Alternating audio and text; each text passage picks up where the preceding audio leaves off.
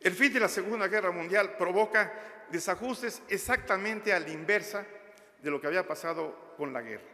En el caso de México, México tiene que hacer importaciones rezagadas de maquinaria y equipo que no haya podido hacer. Las exportaciones de materias primas bajan. Nos regresan los trabajadores emigrantes que estaban trabajando en Estados Unidos, que significaban remesas, y un poco se revierte todo lo bueno que había pasado antes y durante la guerra, sobreviene a la inversa después de la guerra. Este adverso entorno internacional impacta a México, aunque México estaba mejor preparado que las otras economías latinoamericanas. Sin embargo, hay brotes inflacionarios, hay desequilibrios en la balanza de pagos. México, bajo su esquema desarrollista, dice: yo sigo dándole prioridad al crecimiento. Eventualmente, para darle prioridad al crecimiento, México tiene que devaluar en 1948.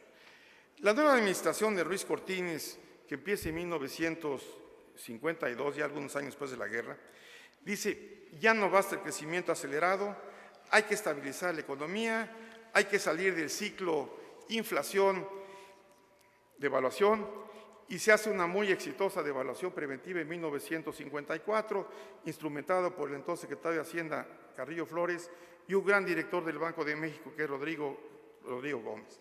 Es tan exitosa que el peso mexicano de 1954 a 1976 no se mueve un ápice.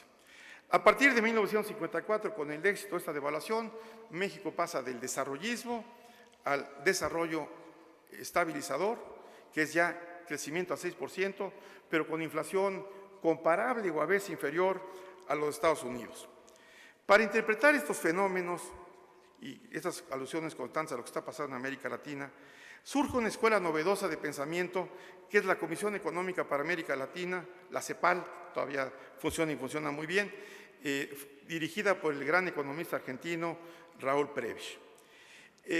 Prebisch realmente lo que hace es analizar bien este fenómeno que se llama en los términos de intercambio, que los países del centro, los grandes países industriales, realmente exportan productos manufacturados de alto precio, y los países de la periferia exportan productos, materias primas, con muchas fluctuaciones, ahora no, pero en general grandes fluctuaciones y precios muy bajos, y entonces un poco pues venden grandes productos de alto valor agregado y alto precio, y reciben a cambio muchos más productos básicamente primarios. Entonces, Prebisch construye toda una teoría para sustentar que la solución para los países de América Latina no es otra que sustituir importaciones del mundo avanzado, y es industrializar al país.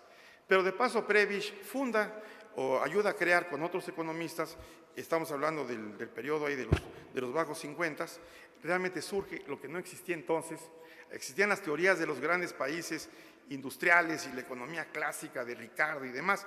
Ellos crean realmente una teoría del desarrollo para explicar realidades que son muy distintas de los países industriales. América Latina en general, y en este caso otra vez América del Sur, siempre ha sido azotado por el problema de inflación. Y no inflaciones pequeñas, son inflaciones grandes. Entonces, ahí se da una gran controversia, que América Latina juega un papel estelar en las ideas entre cuáles son las causas de la inflación. Éramos el mejor laboratorio. Entonces, en un momento dado, hay una escuela que básicamente es la que respalda el Fondo Monetario, que dice que la inflación es un fenómeno estrictamente monetario, y que básicamente la causa de la inflación es que los gobiernos gastan más de lo que perciben por vía de impuestos, incurren en desequilibrios, y cómo financian este desequilibrio entre gastar más de los ingresos que tienen. Van con el Banco Central, y el Banco Central imprime billetes, y de ahí surge la inflación. Frente a esto hay una escuela que es la escuela de la CEPAL, la escuela estructuralista que encabeza Prebisch, pero hay un economista mexicano que no se le ha hecho la justicia que debiera, que es Juan Oyola. Juan Oyola es un economista mexicano que trabaja en México, trabaja en organismos internacionales, y él realmente se le reconoce, inventa la teoría estructuralista de la inflación. Es, por cierto, un soñador que en un momento dado decide ir a trabajar a Cuba, la Cuba de Fidel Castro y Che Guevara, llega a ser viceministro de Planeación de Cuba en sus inicios y desafortunadamente muere en un accidente de aviación en Ecuador, pero es una gran figura. Y él dice, no, la inflación es un fenómeno monetario. Como dicen los países industriales, la inflación surge de que cuando comience el desarrollo a darse, los países tienen que importar mucha maquinaria y equipo que no producen, eso vale más que lo que exportan y básicamente lo que se necesita no es lo que el Fondo Monetario prescribe y sigue prescribiendo, es lo que hay que hacer es hacer un ajuste, un recorte draconiano del gasto total de la economía para bajar la inflación. Él dice, no va por ahí. Lo que hay que hacer es, la inflación surge porque hay cuellos de botella, porque la agricultura está rezagada, no produce, porque los industriales y los trabajadores están peleándose sobre si hay más salarios o más utilidades, y dice, la inflación no es un fenómeno monetario, si se devalúa se agudizan las cosas, y básicamente lo que hay que hacer es políticas estructurales, que es reforma agraria, reforma fiscal, etc. Hacia finales de los 60, el modelo se está agotando. Básicamente es muy fácil sustituir importaciones de bienes de consumo, como puede ser ropa. Pero ya sustituir bienes de capital es muy complicado porque los bienes de capital son muy costosos y requieren una economía, una dimensión de mercado mucho más grande. La agricultura también mexicana entra en problemas porque inicialmente la agricultura mexicana crece muy rápidamente porque se hacen las grandes presas. Y con las grandes presas aumenta mucho la frontera agrícola. Se nos van acabando los grandes ríos y las grandes presas y entonces entramos en una agricultura mucho más complicada, que es la agricultura de temporal. Luego, hay muy fuertes necesidades de inversión, no se hace porque no le hemos podido hacer casi en toda nuestra historia, no se puede hacer una reforma fiscal, entonces para financiar las grandes obras de inversión lo que hace es acudirse a la deuda externa. Y el otro problema es que sigue habiendo un problema, a pesar de que estamos creciendo muy rápidamente, sigue habiendo, aumenta la clase media, se reduce la pobreza, pero sigue habiendo una enorme desigualdad en la distribución del ingreso y eso limita el mercado interno. Los críticos de desarrollo estabilizador comienzan a decir el desarrollo estabilizador es en realidad desestabilizador. La CEPAL sigue generando ideas, dice, bueno, vamos a ver si se puede corregir un poco estos problemas con una adecuada programación de la inversión. Y deliberadamente usan la palabra programación porque la palabra planeación es de la Unión Soviética y no gusta a muchos, y entonces es la programación de la inversión. Y luego dice, bueno, vamos a corregir el problema de las limitaciones del mercado interno. Y entonces surge la gran utopía, la utopía latinoamericana, que es vamos a crear una gran zona de integración de América Latina, como se está haciendo en Europa. Y entonces se crea la Asociación Latinoamericana de Libre Comercio, con sede en Montevideo. La verdad, nunca funcionó eficazmente.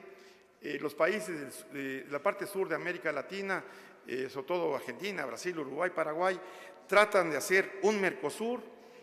Ha caminado un poco, pero en general la integración a América Latina no camina, es una zona muy extensa, con muchas barreras naturales y el comercio intra-latinoamericano es de solo 15% del total.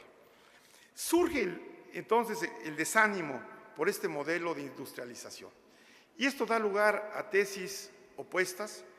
Surge lo que uno de los grandes expositores es el que es un brillante sociólogo, Fernando Henrique Cardoso, que después es presidente de Brasil, y entonces él junto con otros desarrollan la doctrina de la dependencia.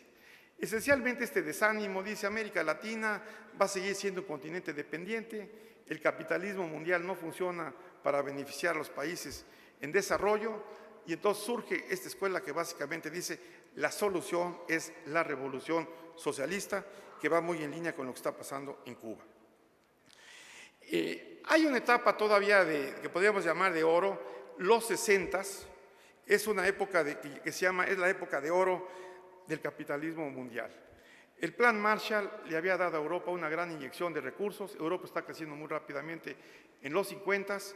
En 57 se crea la Comunidad Económica Europea. Pero está también la Guerra Fría. Rusia y Fidel Castro tratan de exportar la revolución cubana. El presidente de Estados Unidos es John Kennedy. Y entonces le dice, vamos a hacer un buen concepto para América Latina, que es la Alianza para el Progreso. Vamos